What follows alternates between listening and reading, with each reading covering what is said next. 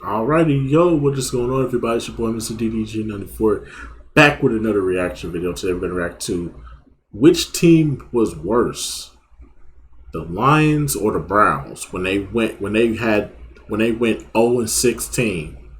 Both these teams went 0-16. I believe the Lions did it in 2009. I want to say 2009, 2008 season. I think they went 0-16, and then Cleveland did it, I believe, in 2017, 2016, one of them years. I believe it was 2017 when the Browns did it. But yeah, without further ado though, man, let's get right into this video right here. Two teams, 32 losses, 0 wins. They're the only two teams since the mid-70s to finish with a winless record. And oh boy, did they earn it. Today, we are comparing the 0-16 2008 Detroit Lions to the 0-16 2017 Cleveland Browns. Both awful, both embarrassing, both perfect at losing. But who was worse? Who was the worst loser? Today, we will look at their statistical outcomes. Who had the worst QB play, worst leadership from the head coaching spot, strength of schedules to determine ultimately, once and for all, which NFL team that had an 0-16 season was better at being awful. We're going balls deep.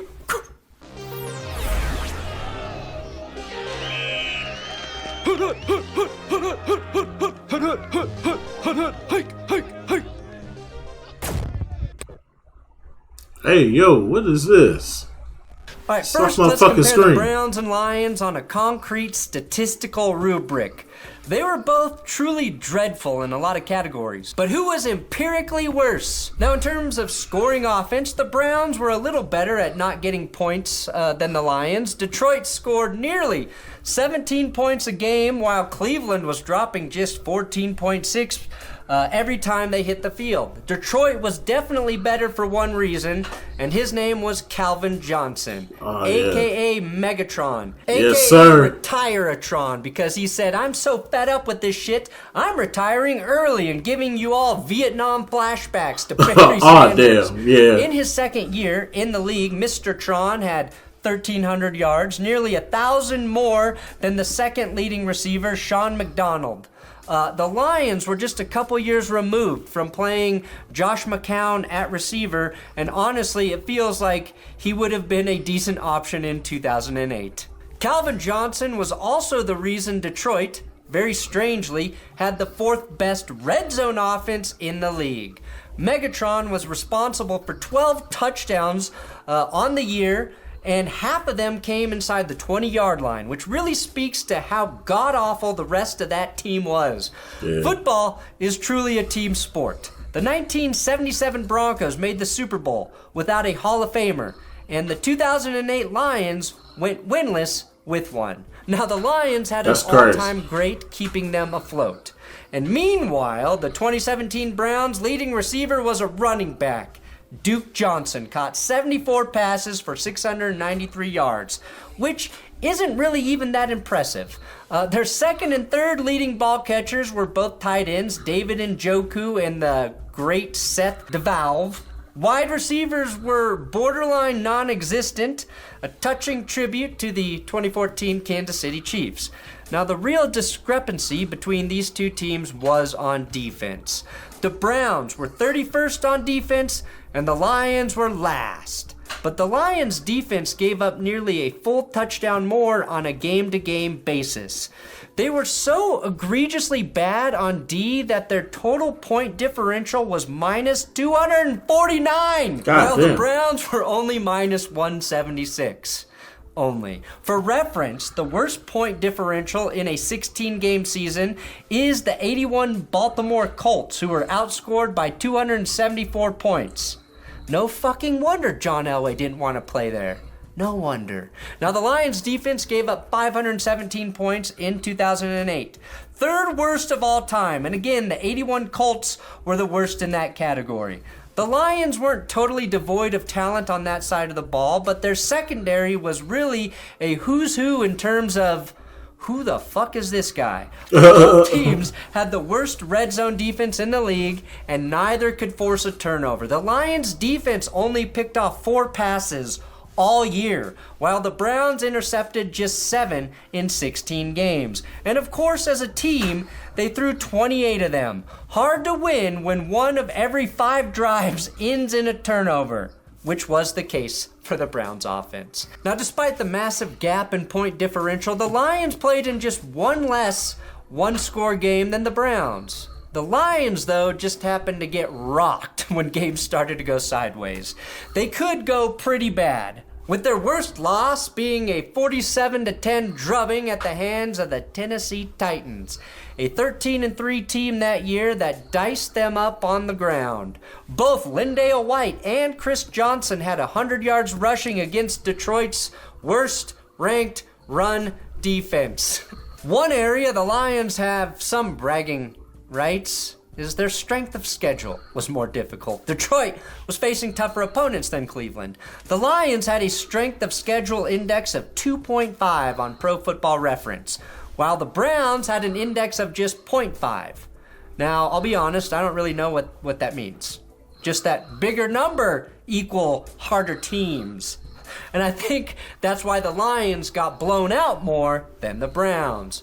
Finally, I think it's worth noting that the Lions kicker Jason Hanson hit 21 of his 22 field goal attempts, while Browns kicker Zane Gonzalez made 15 of 20. Do with that information what you will, but I wanted to point out that a man whose career spanned through To Catch a Predator, this Hanson was not the reason the Lions were 0-16. Why don't you have a seat there and get comfortable? Jason Hanson, thank you for your service. Ultimately, the stats for both teams are abominable, shameful, and appalling, but I'm giving the edge to the Lions on the strength of their incredibly flimsy defense. So, the Lions were worse statistically. The quarterbacks. Now, there's no doubt that the 08 Lions had more talent in their QB room than the 2017 Browns. But did those semi-talented players play better in that particular season? Detroit's room included Dante Culpepper, John Kitna, Dan Orlovsky, Drew Stanton, and Drew Henson. Kitna had thrown for over 4,000 yards in back-to-back seasons, while Dante Culpepper was viewed as a potential great in Minnesota before his career went off the rails. The problem was none of them could complete more than 57% of their passes, and only Drew Stanton threw more touchdowns than interceptions, throwing 1 touchdown. Damn. See, guys, I corrected that stat oversight from the 2008 video. Now, in a bit of a surprise, Dan Orlovsky was probably their best quarterback that year. Despite his 0-8 record, Dan threw as many touchdowns as picks and deserves credit a few years later in 2011 when he won the only 2 games for the Colts the year Peyton Manning was hurt. He nearly unsucked them out of luck, which honestly might have saved them from a lot of heartbreak, but that's neither here nor there. While the Lions let 5 different quarterbacks throw a pass, the Browns stuck with rookie DeShone Kizer in 15 of 16 of their losses. Much like the German Kizer, he was unable to find success despite some pretty solid work in the trenches. Sorry, I just watched All Quiet on the Western Front. Kizer threw 11 touchdowns and 22 interceptions. Oof. Maybe his worst pass, though, was against the Chargers when he missed Seth DeValve by about 10 yards. But he was right on the money, hitting Adrian Phillips. He was probably the best of the bunch, but Kevin Hogan wasn't much better than Kizer, and neither was Cody Kessler in very limited action for the Browns. Ultimately, while none of them had Calvin Johnson to throw to, I still think the Browns quarterbacks outsucked the Lions' motley crew of passers. Kizer wouldn't start another game in the NFL, though he did go on to throw another 2 interceptions in Green Bay. Point for the Browns for having worse QB play. The head coaches, Hugh Jackson, said after the Browns' 1-15 season in 2016 that he would jump into Lake Erie if they didn't improve in 2017.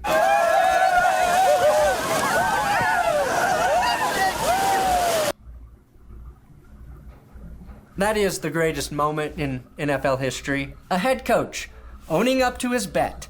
And his bet being that there's no way his team can be worse than 1-15. And then being worse. And then him keeping his job after one victory in 32 tries. I'm not even mad. That's amazing. While Lions head coach Rod Marinelli didn't make any bold proclamations like that, the results on the field were just as bad. Now, Hugh Jackson had a track record.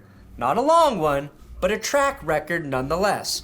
Cleveland wasn't his first coaching gig. His first go-around came in Oakland, where he managed to take a perennially sewer-feeding team and extract an 8-8 season out of them, which should have been seen as a minor miracle. And for his reward, he was fired in Oakland. Yes, a coach who was fired after an 8-8 season was also retained after a 1-15 season. That doesn't make sense. The NFL is a strange place. Sorry, a dumb place. It's a fucking dumb place. Jackson was also offensive coordinator for the 2007 Michael Vick-less Falcons when Bobby Petrino jumped ship, so he was no stranger to disaster.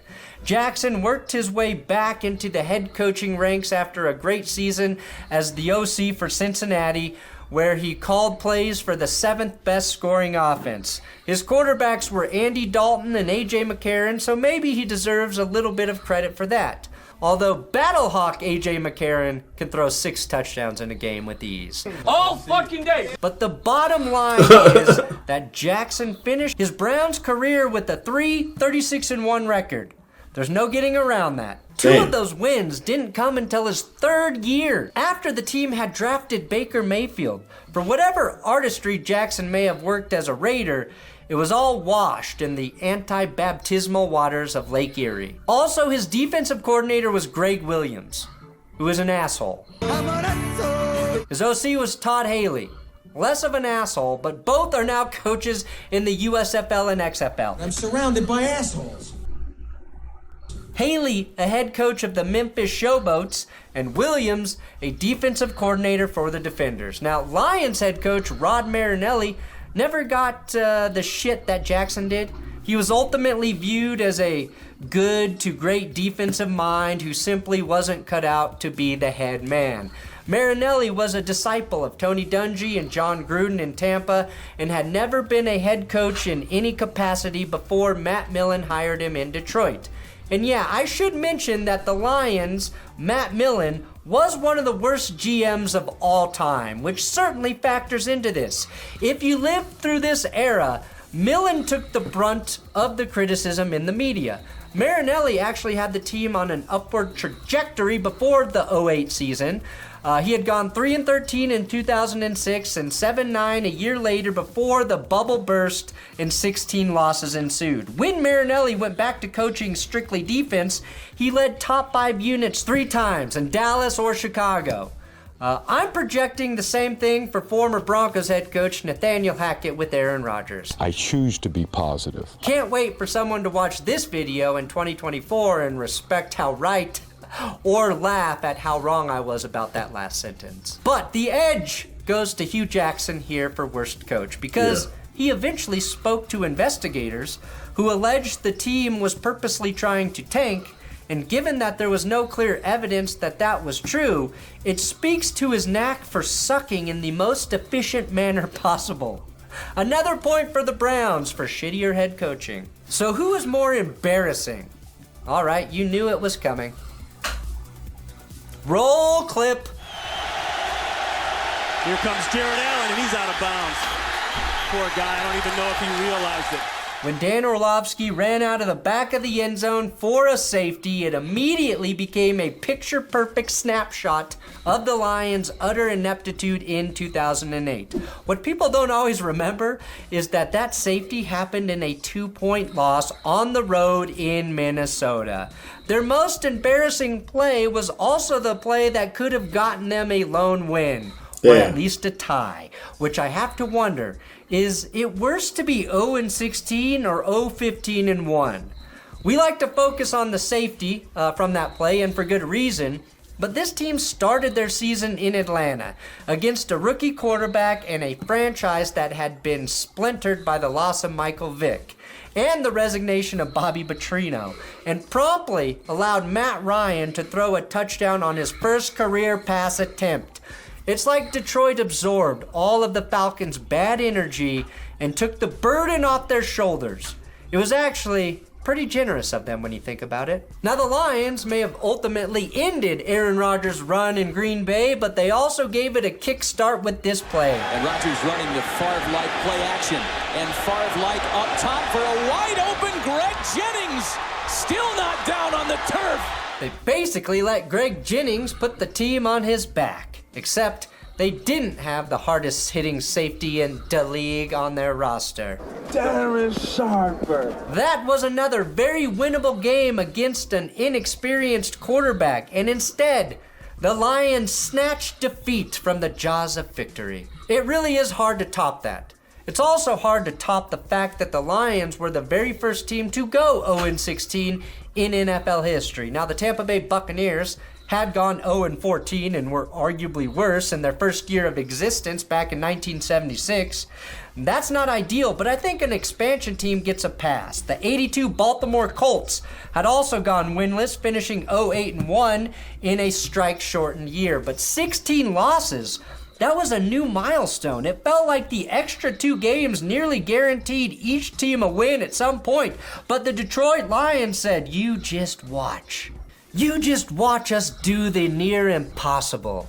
They were a spectacle. They broke new ground. They were pioneers. The 2017 Browns were mere followers, students of their winless forefathers. The Lions were Jesus, and the Browns all the Christians after them.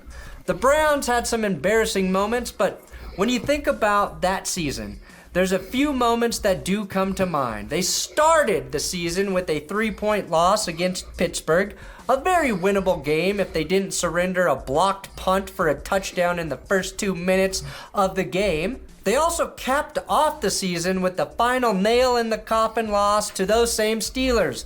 Another game they could have won if their former first-round pick Corey Coleman hadn't let a ball go through his hands in the final 2 minutes. Damn. Absolute bookends of ineptitude. Very, very impressive, Cleveland. There's also a really funny play in Cincinnati where Giovanni Bernard catches a screen pass and almost looks shocked that no one is even close to him as he jogs down the field for an easy touchdown. Or take this play, leaving Jamal Williams, a guy who prefers to score from the 1-yard line, wide the fuck open at the 2-yard line. They lost that game to Brett Hundley, by the way, not Aaron Rodgers. Despite all of that embarrassment, the Browns, well, they had already established a benchmark of humiliation dating back to 1999. So much so that 0-16 didn't seem that far out of the ordinary. It was almost expected. But I do have to give this one to the Lions. They were first, and that makes them worst. Second place is first to lose. Not here. So that point for the Lions leaves us in a dead heat.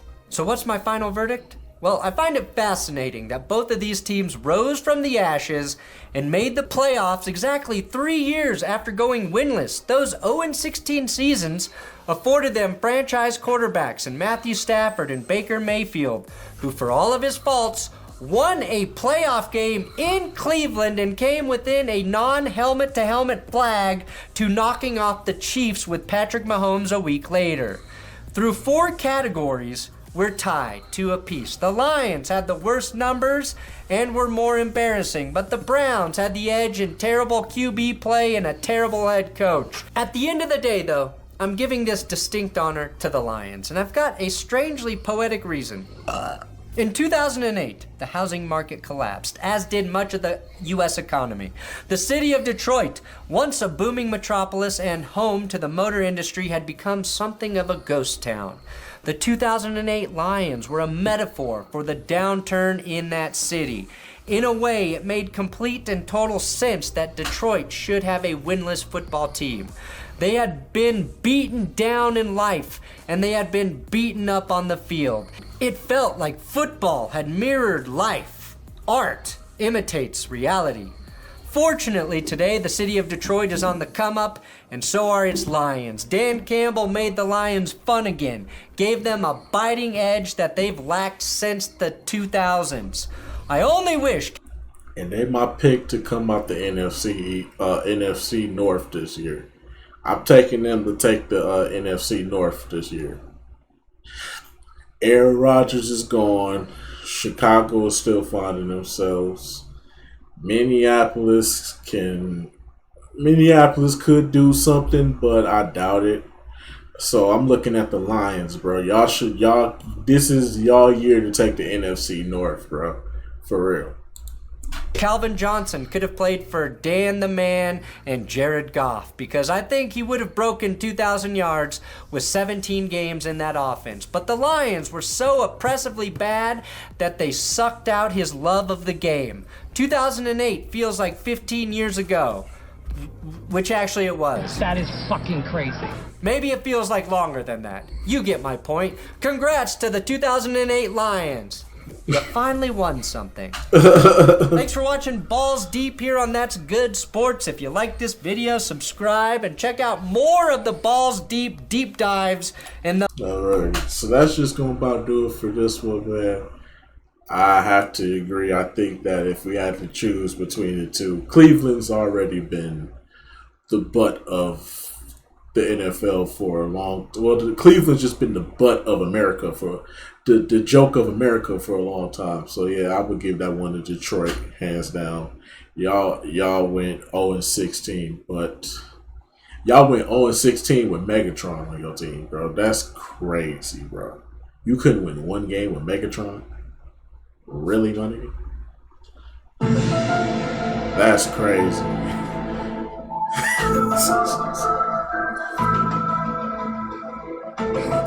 Shout out to Detroit, man. Shout out to Detroit.